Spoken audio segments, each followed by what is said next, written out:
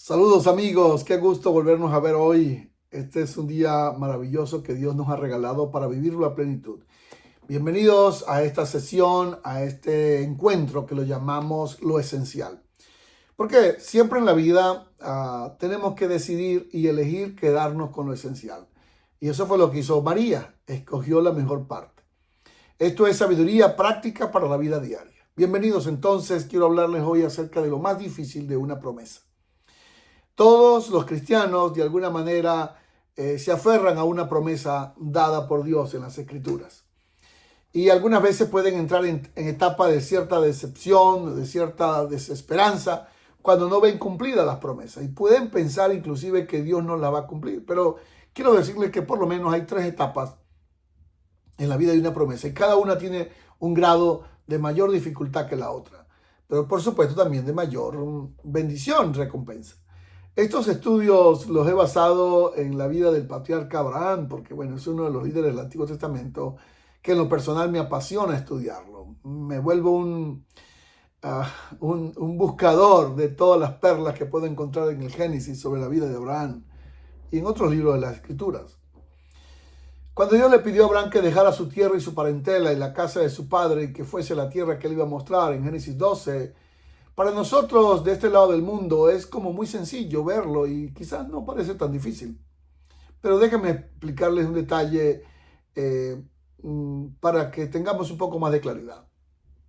En el tiempo de Abraham, parte de la cultura, cuando el padre moría, el hijo mayor o el primogénito pasaba a ser el heredero de todo, o al menos de una buena parte, pero sí pasaba a ser el representante legal de la familia. Él tenía que asumir el rol de la familia. Entonces, un título que se le daba al hijo cuyo padre había fallecido y que él tenía la responsabilidad de la casa, era el hijo de la casa de su padre. Es decir, que no a todos los hijos se les decía así, hijo de la casa de su padre. Era un título honorífico que se le daba al hijo porque ahora estaba cumpliendo el rol del heredero de todo, en un sentido responsable de todo, y venía a ocupar el lugar de padre prácticamente de la familia, legalmente. El otro aspecto, cuando Dios le dice que deje la casa de su padre y deje también parentela, tierra, familia, es porque para los hombres judíos o para las familias judías para ese tiempo habían tres cosas que eran muy valiosas. La más importante, una era la herencia, dos, la tierra y tercero, la familia. Para ellos eso era lo más importante.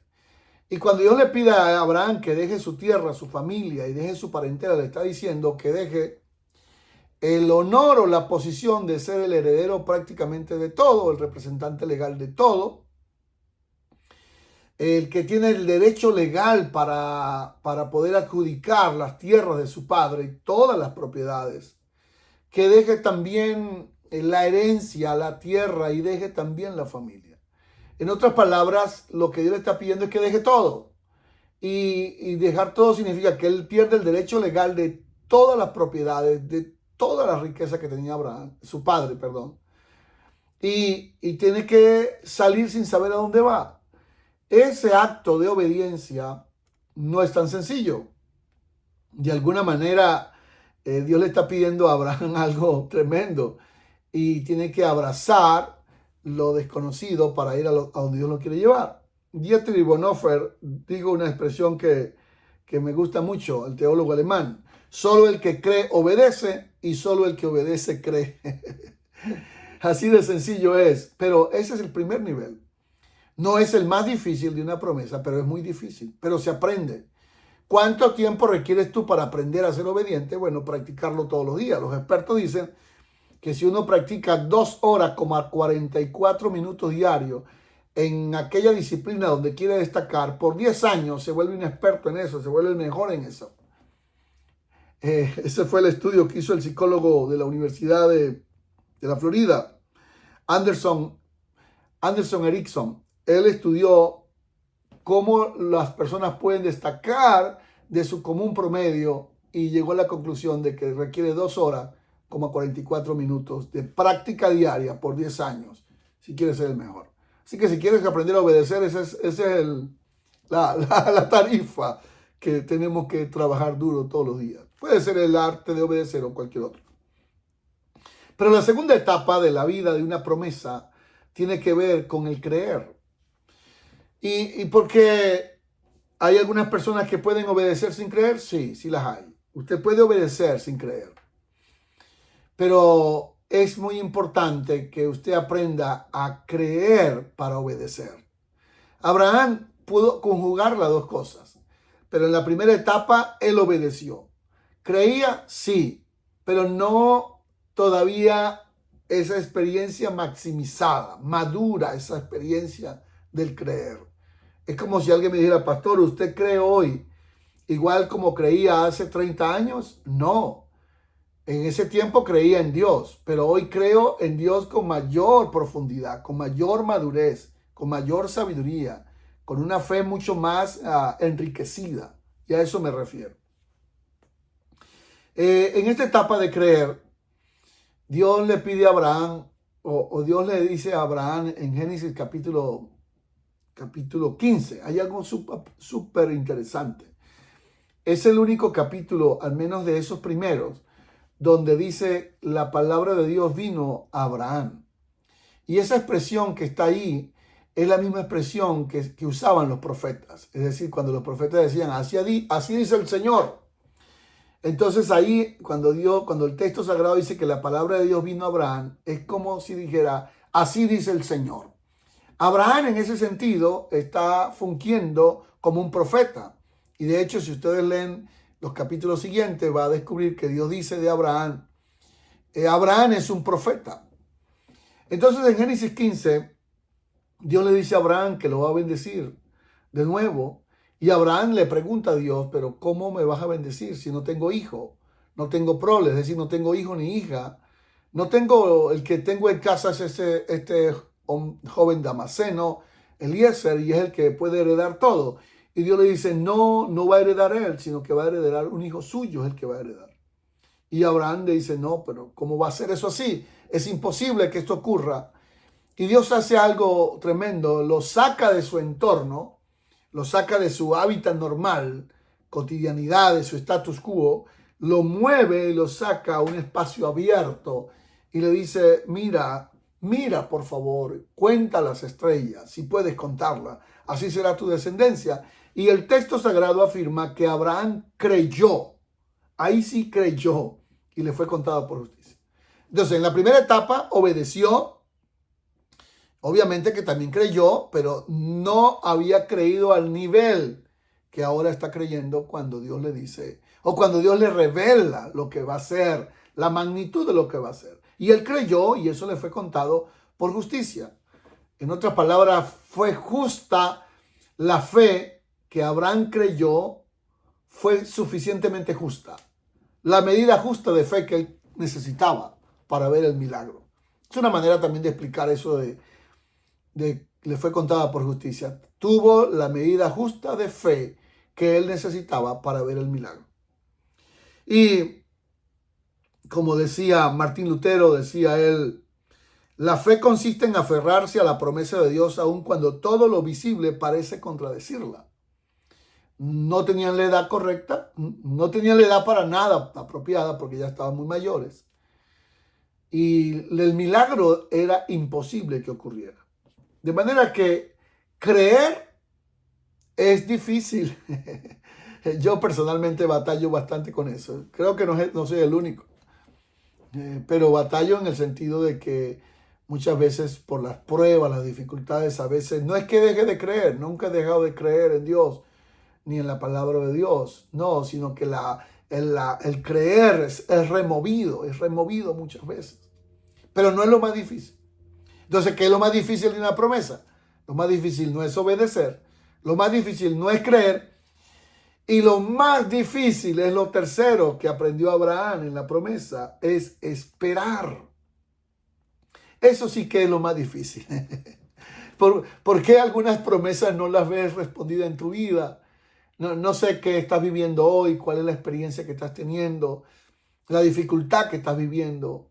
La verdad que no lo sé, pero muchas veces por desesperarte, tomas decisiones apresuradas. Déjame mencionarte algunas rápido así.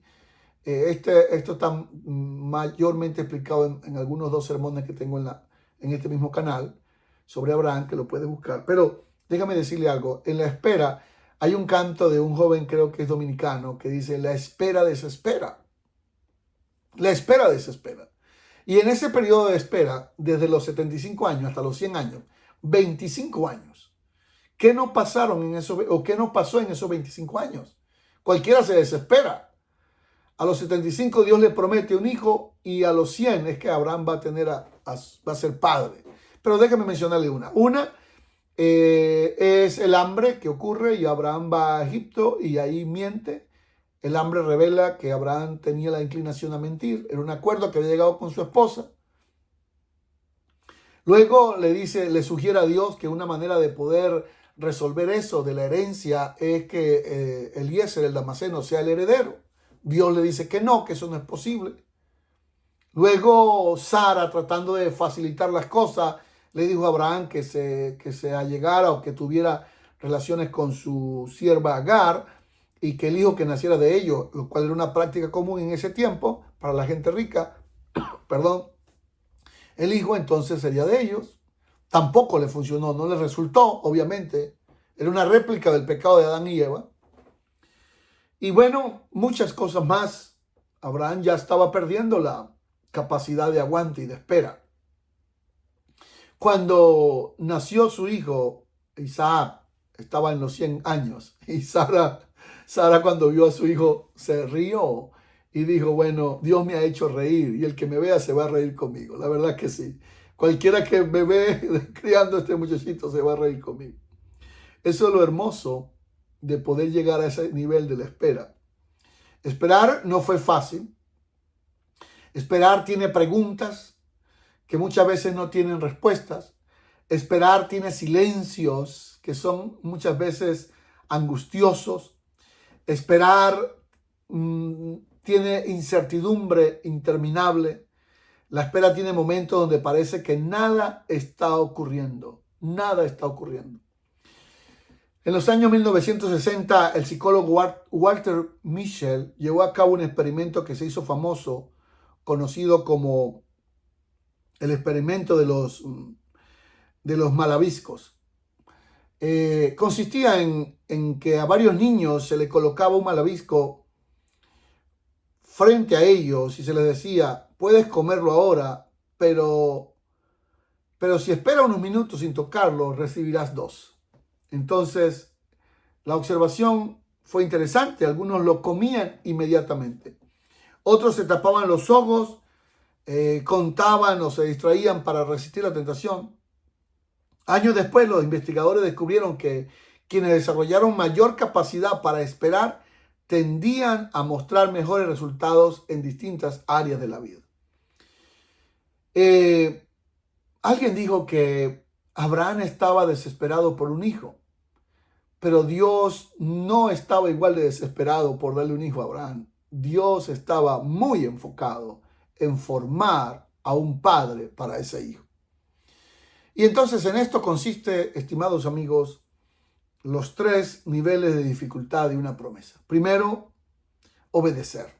Obedecerle a Dios, a la palabra, obedecerle. Segundo, creerle con un nivel de madurez, con un nivel de profundidad. Romanos 4 lo explica de manera extraordinaria. Es no debilitarse en la fe, es creer que Dios da vida a lo que está muerto. Es saber, tener la convicción de que Dios lo va a hacer porque Él es fiel, el que prometió, y lo va a cumplir. Pase lo que pase, lo va a cumplir. Y luego esperar pacientemente. Esperar, y aunque la espera desespera, saber que el que prometió es fiel. Él es verdadero y Él no va a fallar. Y Él no te va a fallar a ti. Porque lo que tú estás engendrando en tu vientre espiritual, como le dijo el ángel a María, del Espíritu Santo es. Tus sueños y tus anhelos llevan a veces mucho trabajo, mucho dolor, mucho sufrimiento, porque no es cualquier cosa lo que tú estás engendrando para el mundo, para la sociedad, para tu familia. Amigos, ¿cuál es lo esencial de esto? ¿Con qué te quedas tú hoy? ¿Con qué me quedo yo hoy?